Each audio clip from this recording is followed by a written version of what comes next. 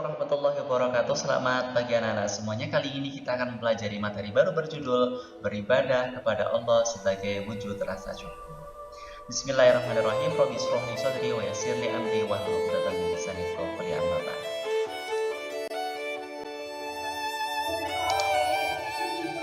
Anak-anak sekalian, pernahkah kamu merasa dirimu adalah orang yang hidupnya paling menderita karena mungkin kamu tidak memiliki apa-apa yang tetanggamu miliki, apa yang temanmu miliki, apa yang orang-orang kaya miliki. Kamu gak punya mobil seperti orang kaya, kamu gak punya HP yang bagus dan sebagainya. Atau pernahkah kamu bandingkan rumahmu dengan rumah temanmu yang lebih kaya dari kamu, lalu kamu merasa sedih karena tidak memiliki rumah seperti itu? Wah, rumah dia kok bagus ya, rumah saya kok biasa-biasa aja. Atau mungkin pernahkah kamu merasa hidupmu terasa sangat sengsara karena kamu dan keluargamu harus bekerja ekstra keras hanya sekedar untuk mencukupi kebutuhan hidup, sementara orang di luar sana hidupnya enak tanpa harus bekerja keras. Mungkin kita pernah mengalami hal seperti ini, betul? Anak-anak sekalian, saya perlu beritahukan bahwa jika hidup kita masih sering merasakan hal-hal seperti itu, jika hati kita sering merasakan hal seperti itu adalah tanda bahwa kita belum memiliki satu kecerdasan beragama yang dinamakan syukur. Jadi, jika orang di sekolah itu, yang orang cerdas di sekolah itu diukur dengan seberapa tinggi nilai rapotnya, berkompetisi mengalahkan teman-teman yang lain, maka kecerdasan beragama seseorang dapat dilihat dari bagaimana cara dia bersyukur. Jadi orang beragamanya baik itu bukan yang dia rajin sholat, rajin puasa, rajin bersedekah, rajin ngaji, rajin mondok. Orang dikatakan agamanya baik itu bila mana dia memiliki satu kepandaian untuk bersyukur. Bahkan dalam keadaan ketika dia nggak memiliki apa-apa, dia tetap bisa bersyukur. Itulah orang yang agamanya baik. Mengapa bersyukur? Karena bersyukur itu adalah tanda ketinggian iman seseorang. Karena hanya orang beriman saja yang bisa bersabar dan bersyukur.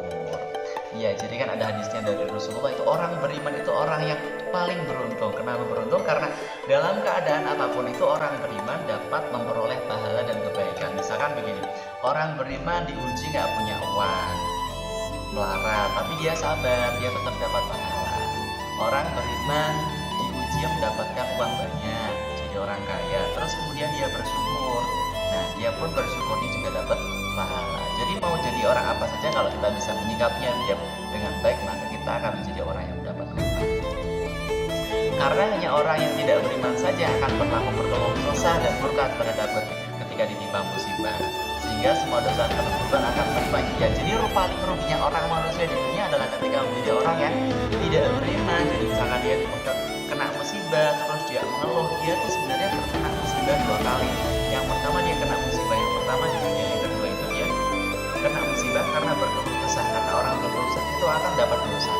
Jadi di dunia itu dapat musibah, yang dia malah terkena siksa. Naudzubillah min dzalik. Jangan sampai kita menjadi orang yang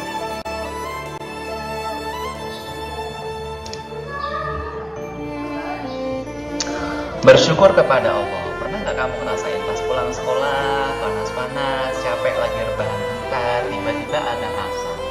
Terus kira-kira apa yang akan kita katakan? Waduh, asap. Loh, sholat kok. Aduh, sholat kok asap. Tahu tidak, sebenarnya saat itu kita sedang tidak merasa bahwa kata-kata itu sangat mencerminkan bahwa selama ini kita memperlakukan sholat hanya sebagai sesuatu yang merepotkan. Dan itu benar-benar sangat tidak baik dilakukan oleh orang yang beriman. Sholat itu kan perintahnya Tuhan, kok malah kita merasa repot sama sholat. Lah, maka dari itu kita harus belajar untuk bersyukur kepada Allah. Karena syukur itu bukan sesuatu yang gampang. Ya gampang-gampang susah. Seumpama saya berikan satu perumpamaan, seumpama satu ketika nggak ada apa-apa, tiba-tiba ada orang datang ngasih kamu uang 1 juta rupiah. Kira-kira bagaimana kamu akan memperlakukan itu? Pasti kamu akan datang berterima kasih dengan setinggi-tingginya. Pasti kamu akan memberikan perlakuan dengan perlakuan yang sebaik-baiknya. Mungkin kamu akan memberikan rasa terima. Kamu mungkin berharap satu saat bisa membalas kebaikan orang itu, betul? Nah, disitulah anehnya kita. Kepada orang yang ngasih kita uang 1 juta aja kita berterima kasih dengan sebegitu besarnya. Tapi kepada Tuhan yang memberikan kita berjuta-juta nikmat setiap hari, kita sering jarang bersyukur kepadanya. Bahkan kita lebih sering mengeluh disuruh bersujud kepadanya. Bahkan kita lebih sering lagi mengeluh hanya karena dikurangi satu nikmatnya saja. Karena itu, marilah anak-anak sekalian, kepada Tuhan kita harus belajar untuk berterima kasih dengan cara yang sebaik-baiknya. Bagaimana caranya? Terima kasih untuk apa? Karena Tuhan telah memberikan nikmat yang tidak akan pernah bisa kita hitung besarnya. Nikmat apa? Yang jelas yang pertama adalah kehidupan. Tidak ada satupun di dunia ini yang dapat memberikan kita kehidupan kecuali Allah. Kedua, kesehatan. Mata yang bisa melihat, telinga yang bisa mendengar, mulut yang bisa berbicara, tangan yang bisa bergerak. Mungkin suatu ketat, ada beberapa orang yang memiliki mata tapi tidak bisa melihat.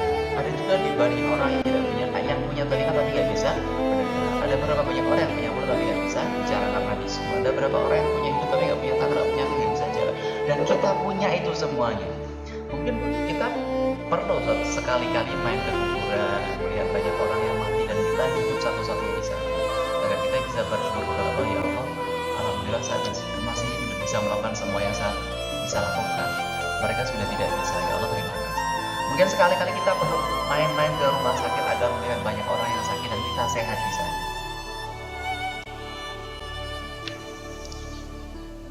Saya ingat ketika ngaji Abah, beliau pernah bercerita, ketika kita ingin menghitung nikmat Allah, kita tidak akan pernah bisa menghitungnya, kata beliau.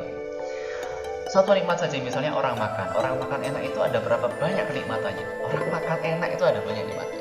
Masih makan tempe tetap itu banyak nikmat yang luar biasa. Orang bisa makan enak itu karena nggak sariawan. Coba orang sehat makannya nggak enak. Orang yang makan enak itu karena nggak sakit gigi, nggak keselak. Coba keselak, ke bawah lagi karena nggak punya penyakit pencernaan. Ke bawah lagi karena bisa makan dengan mulut tidak dengan infus. Coba makan dengan infus lebih nggak enak lagi. Meskipun uangnya banyak, kalau makannya sama infus tetap sama saja tidak enak. Dan kita tidak mengalami itu semuanya. Maka jika dihitung ada berapa banyak nikmat yang sudah kita terima hanya dalam satu suap makanan. Dan kita makan satu piring, ada berapa nikmat? Pertanyaannya, sudahkah itu semua kita syukuri? Lantas kita kemudian mengeluh hanya karena belum jadi orang kaya. Lantas kita mengeluh karena hidup kita itu susah. Lantaskah kita bersikap demikian? Dengan sejuta nikmatnya Tuhan yang kita abaikan hanya karena satu nikmat kita belum jadi orang kaya, lalu kita mengeluh.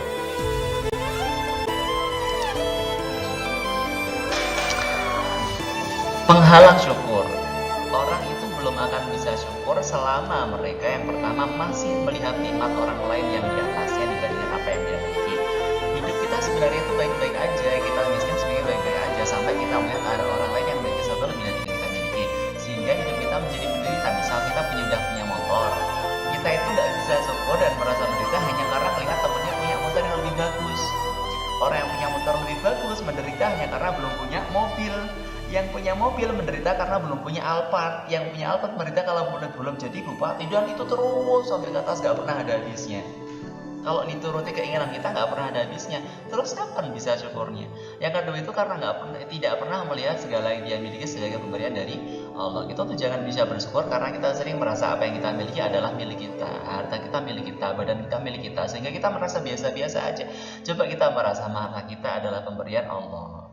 Kita diberi mata dua, coba dikasih mata satu, pasti kita akan merasa mensyukuri diberikan mata.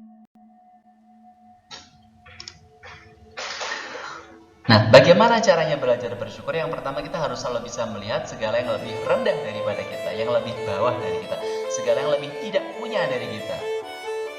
Dari Abi Hurairah radhiyallahu anhu, Rasulullah SAW, "Unduru ila man asfala minkum wa la tanzuru ila man fawqakum wa ajjarun ala sasatun muttali' alaikum." Muttafaqun alaih. Rasulullah bersabda bahwa lihatlah orang yang ada di bawah kamu dan jangan orang yang ada di atas kamu, karena dengan begitu kamu tidak akan meremehkan nikmat Allah diberi. Jadi memang awalnya kita nggak bisa bersyukur itu karena kita sering melihat orang yang di atasnya kita yang lebih kaya. Ada orang yang kita tatap lekat-lekat, rumahnya bagus ya, itu yang malah tidak syukur tuh kayak gitu. Mobilnya bagus ya, itu nggak malah tidak syukur tuh kayak gitu. Orang punya motor akan bisa bersyukur jika ia mau menyadari bahwa temannya hanya punya sepeda. Orang yang punya sepeda juga bisa bersyukur jika mau menyadari bahwa temannya hanya bisa jalan kaki. Orang yang jalan kaki bagaimana caranya bersyukur? Dia tetap bisa bersyukur jika mau menyadari bahwa di luar sana banyak orang yang bahkan nggak punya kaki tapi nggak bisa jalan, pakai kursi roda, atau mungkin bahkan nggak punya kaki. Begitu caranya bersyukur, harus melihat sesuatu yang ada di bawah. Yang kedua, belajar melihat segala yang kita miliki sebagai pemberian Allah. Jika kita menyadari harta kita adalah pemberian Allah, bukan hasil kerja kita, kita akan mudah bersyukur. Jika kita menyadari bahwa kita memiliki mata yang bisa melihat karena Tuhan beri kita mata yang bisa melihat, maka kita akan bersyukur. Karena kita jarang menggunakan kesadaran kita bahwa itu semua adalah pemberian Allah, makanya kita susah bersyukur. Kita sering berpikir ini uang adalah hasil kerja saya, makanya kalau mau disedekahkan berarti minta ampun. Tapi coba kita mengatakan uang ini adalah pemberian dari Allah dan akan bisa kembalikan ke jalan Allah, maka akan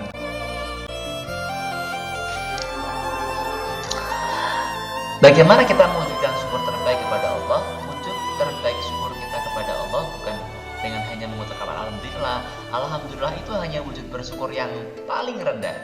Lalu kemudian apa yang paling tinggi? Yang paling tinggi itu adalah dengan cara beribadah kepada Allah dengan yang sebenar-benarnya. Bagaimana beribadah yang kepada Allah dengan benar? Nah, kita kan sholat ya. Coba kita kalau pas sholat jangan, kalau kita sholat tadi kan waduh gitu ya. Coba kalau kita pas sholat jangan lagi melakukan sholat sebagai terpaksa, karena terpaksa. Coba lagi kalau sholat jangan melakukan sholat itu karena rutinitas, karena biasanya kita sholat maka kita sholat. Atau jangan melakukan sholat karena itu adalah untuk mengumpulkan kewajiban Allah, dewe sholat atau wis. Jangan seperti itu. Tapi cobalah untuk melakukan sholat karena mengaturkan rasa syukur kita kepada Allah. Ketika kita berdiri hendak melakukan sholat, pas berdiri bismillahirrahmanirrahim, kita bilang sama Tuhan, ya Allah, terima kasih. Engkau telah begitu baik kepada aku. Engkau telah banyak memberikan nikmat yang tidak bisa kuhitung satu persatu. Terima kasih ya Allah, Engkau telah memberi kehidupan, kesehatan, iman, Islam. Aku tidak bisa membayangkan semua aku ditakdirkan tidak menjadi orang iman.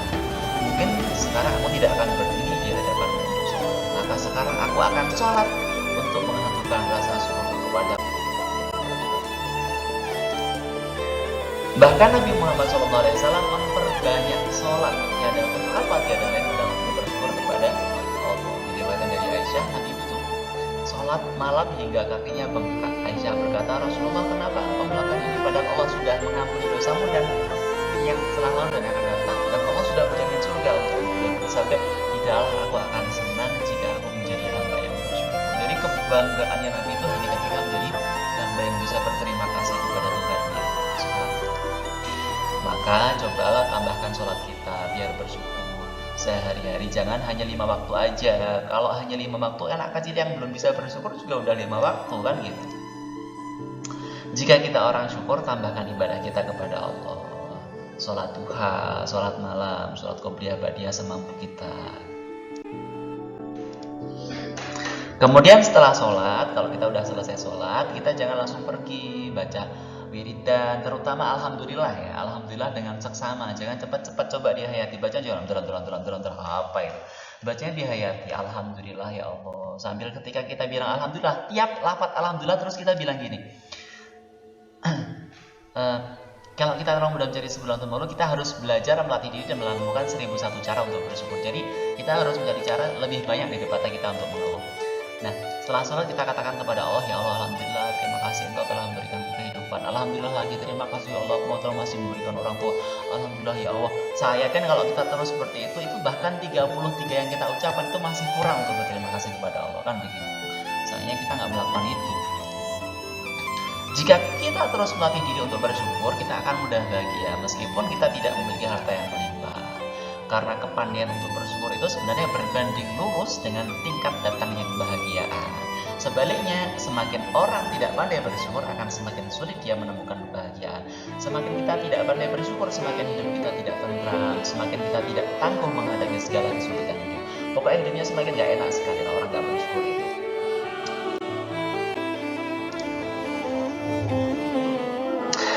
Hal kedua yang kita wajib bersyukur kepadanya adalah kepada orang tua. Selain kepada Allah adalah kepada orang tua.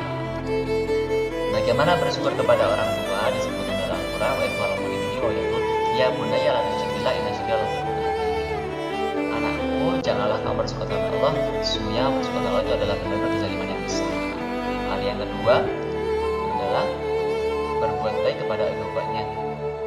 Ibu bapak, terutama ibu ya, terutama ibu. Kenapa ibu? Karena ibu telah mengandungnya dalam keadaan lemah. Bersyukurlah kepadaku, jadi ini perintah Allah. Bersyukurlah kepadaku dan kepada orang tua, ibu hanya kepada Allah. Jadi gak main-main ya. Yang kedua itu adalah kepada orang tua. Allah minta kita bersyukur kepadanya dan kepada orang tua. nggak main-main, maka derajatnya itu sama-sama harus kita wajib bersyukur kepada mereka. Anak-anak, mari kita bersyukur. Kenapa? Wa idz ta'adzana rabbukum la in syakartum la azidannakum wa la in kafartum inna adzabi lasyadid. Kalau kita bersyukur itu akan ditambahkan nikmatnya. Tapi kalau kita ingkar, nggak mau bersyukur, maka sesungguhnya azabku sangat pedih. Mari kita bersyukur agar kita senantiasa ditambahkan nikmatnya. Mari kita bersyukur agar kita memperoleh rahmatnya. Assalamualaikum.